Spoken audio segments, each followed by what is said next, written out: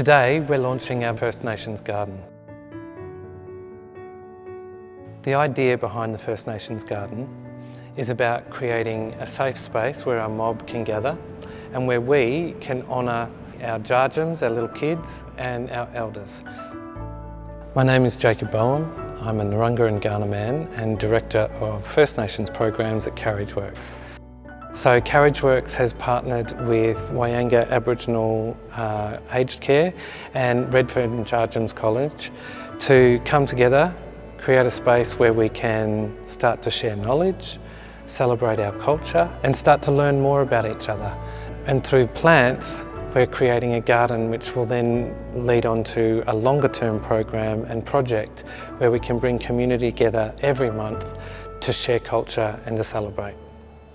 In the landscape/horticulture industry for over 7 or 8 years now. Worked with JIWAH for about 3 years and I'm really passionate about it.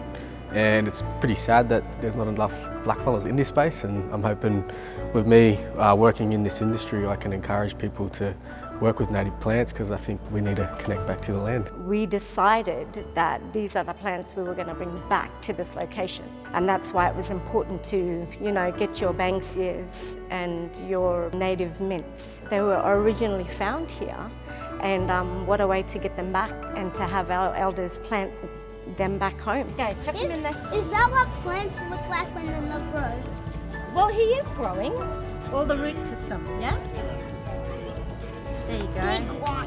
Our young people, they were a little bit standoffish, kind of checking us out, but once they got out there, I believe our kids, especially our young ones, they love us elders because they like to talk to us and they want to know things. And I get asked a lot of things by kids I don't even know. They all call me Aunt or Nanny. That's a big hole now. Is it? Oh, that's a good hole.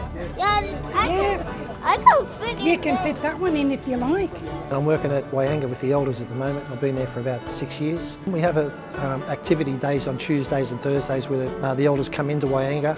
They might have a lunch, they might do some artwork, they might do some sewing or whatever they like to do during that day.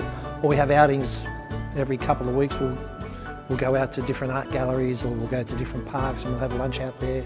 We paired up with Carriageworks to come down here today, picked up the elders or came down here, and we had Matty Doyle come and done an introduction, and then Jacob and the rest of the crew, they introduced us to the plants that were grown locally, and the kids from Jarjum were also here as well as the elders. Then we went outside and we actually planted the plants that we talked about, and they showed us on the map of Sydney where they actually come from and where they naturally grew. It's covered up, you're covering them up. Oh no, you won't be covered. Look, you'll be okay. This one's so cheeky. Come on, son. I identify that a lot of our native plants need to be brought back and kept because our role with what we use it in our traditional ways. A lot of the gardens we do, we try and select plants from that region to try and recreate what was originally here. When I walk into our gardens, I like to feel that I'm back in the bush. It's like it always existed, you know what I mean? I think it's essential that we actually do it because if you're going to keep the natural flow of the city going, you need to put the natural plants back in there. If these natural plants can get back along to the coastline, they're going to increase the fish food, they're going to increase the native wildlife, and things are going to improve in the whole city, I think.